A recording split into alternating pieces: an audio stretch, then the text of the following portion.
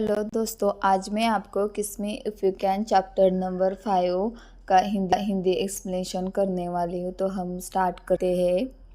हमें इस चैप्टर में दिखाई देता है चेस पेपराइज के ऊपर बंदूक चला रहा होता है। हेनरी और मार्क दौड़ते हुए कहते हैं, मिस्टर मिलर प्लीज़ रुक जाइए, द पेपराइज रास्ते से हटो। तभी जोश बहुत जोर से दौड़ता है और बंदूक हाथ में लेता है। जोश मन में बोलता है, बहुत गर्म है।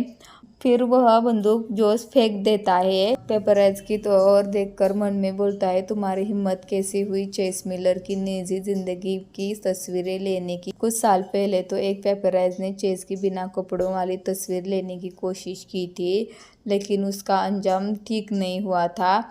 वह आधा अपाहिज हो गया था। उसके बाद मुझे लगता है कि कोई दोबारा ऐसी हिम्मत नहीं करेगा। और वह पेपराइज को बोलता है, क्या कर रहे हो, जल्दी यहाँ से निकलते क्यों नहीं। पेपराइज डर के मारे बहुत जोर से दौड़ने लगता है और वहां से चला जाता है। चेस गुस्से में होता है और वह बोलता है, हे तुम मरना चाहते हो क्या।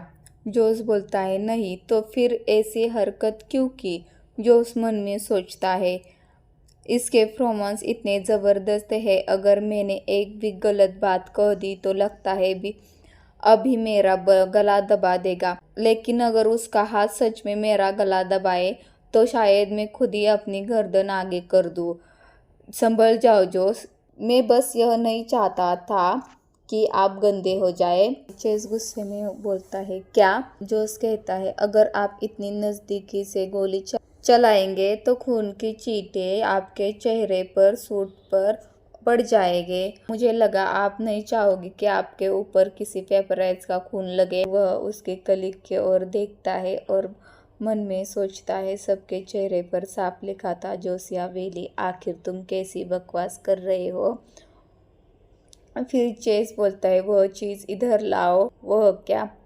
जी लीजिए मिस्टर मिलर, ऐसा जोश बोलता है। फिर चेस गन हाथ में लेकर जोश के सर पर मार देता है। मार्क बोलता है, जोसिया। चेस बोलता है, वक्त तुम्हारे दिमाग में ऐसी बेवकूफ़ी भरी बातें आती कहाँ से। चलो तो फिर हम जांच कर लेते हैं, अगर मैं इतनी दूरी से गोली चलाऊं तो क्या सच में खून के चींटे मुझ पर पड़ेंगे या नहीं। जोश के सर के ऊपर चेस गन रख देता है, लेकिन जोश कुछ नहीं करता। चेस को बहुत गुस्सा आने लगता है, वह गन चलाने लगता है। जोश के कलीग वह देख रहे होते हैं, लेकिन बंदूक में से गोलियां पहले ही खत्म होती है।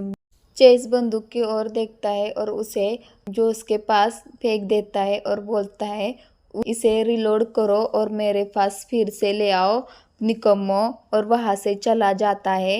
हेनरी और मार्क देख ही रहे होते हैं। चेस चला जाता है, तभी वह जोश के पास दौड़ के आते हैं।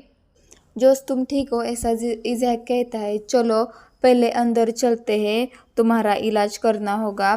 मार्क जोश को हैंडकरचिप देते हुए कहता है। जोश थैंक यू बोलता है।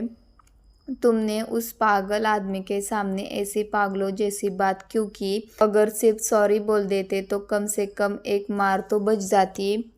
हाँ, मैंने ऐसा क्यों किया, जोश बोलता है। मेरा तो अभी से नौकरी छोड़ने का मन कह रहा है। हेनरी, तुम नौकरी छोड़ नहीं सकते, कॉन्ट्रैक्ट तोड़ने की पेनल्टी 3 गुना है।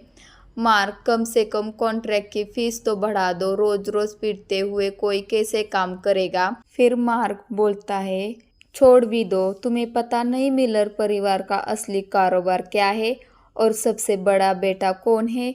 खुद नथानिएल मिलर, कानूनी दुनिया का शैतान, ऐसा निर्दयी वकील जिसने आज तक एक भी केस नहीं हारा। लोग उससे खून और आंसू से रहित वैम्पायर कहते हैं।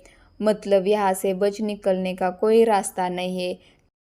पहले वाला सिक्योरिटी आता है और बोलता है, क्या हम हैंडओवर का काम जारी रखें, हमारे पास समय बहुत कम है।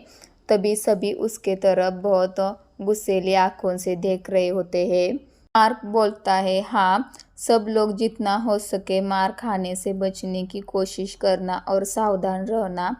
सभी बहुत निराश होते हैं और वहाँ से चलने लगते हैं। फिर जोश के मन में आता है किसी तरह ये 6 महीने काटने ही होंगे उस पागल कुत्ते चेस मिलर के साथ। सभी बहुत निराश होते हैं और वहां से चलने लगते हैं। फिर जोस के मन में आता है